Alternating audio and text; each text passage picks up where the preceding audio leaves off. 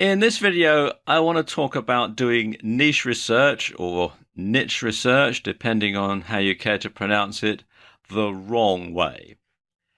And sadly, this is the way that most newbies approach niche research. And sadly, it's also the way that some so-called gurus tell you how to do it. Okay, the first thing that you're recommended to do is to pick an evergreen niche. Now, what do I mean by evergreen? Well, I mean things like weight loss, fitness, dating, get your ex back, sports, particularly sports that require a lot of money to be spent on them. Sports like golf, where there's lots of expensive equipment to buy and there's lots of tutorials and all that other sort of stuff. And of course, internet marketing or make money online. So you're starting out, you don't know anything at all, but you think that you're going to go into the internet marketing niche. So you can make money by telling other people how to make money, by telling other people how to make money. So you sell stuff online about making money online, and that makes money online, and the whole thing goes round and round and round. So you think, or so you're told to think.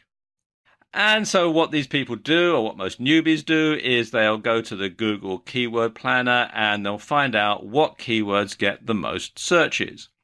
Because they figure that if it's a popular niche, if it's a popular topic, if there's more searches, then they're going to make more sales. You know, there's a million searches for this particular keyword, so if only 1% of people buy my product for $9.99, well, you do the math.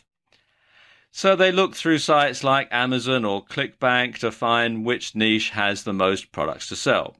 And of course, the more expensive that product is, or the higher the commission is on that product, the better, because they're just looking at it from a money-making perspective. They think it's all a numbers game. The more I can sell at the higher commission, then obviously the more profit I'm going to make, which is true to a certain extent.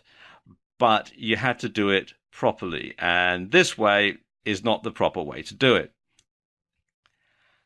Next thing that they'll do is they'll buy a domain name that has nothing to do with the niche, you know, bobswebsite.com or something similar, because they figure, well, if it doesn't work out, we can always use it for something else.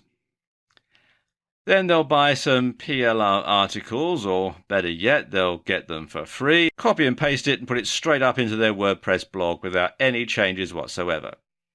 Then they've probably got a coupon from Google AdWords that gives you so much free traffic, so they'll use that to drive some traffic to the website using those really popular keywords that they use the Google Keywords tool to find in the first place, not realizing that once the amount of money that's on the free coupon has run out, they're going to be faced with a massive bill because these keywords are going to be very expensive.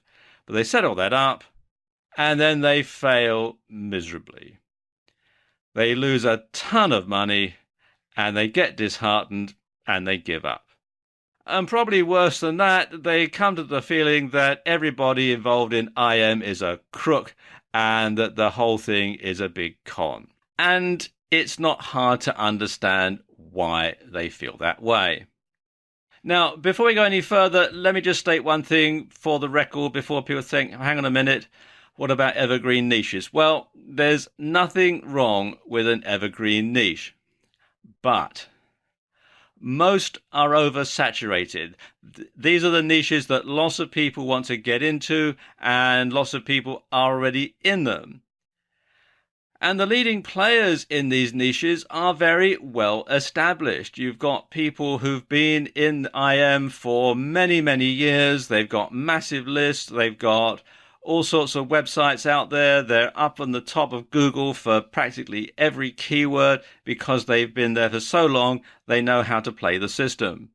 And the keywords in these niches are fiercely competitive. Again, because it's so oversaturated and because the leading players have been there for so long, then there's a lot of competition to get the really good keywords that are going to get you to the top of Google. And the AdWords for these particular niches are very expensive for the same reasons. So if you're trying out this way, if you're starting out this way, then, well, quite frankly, you're setting yourself up to fail.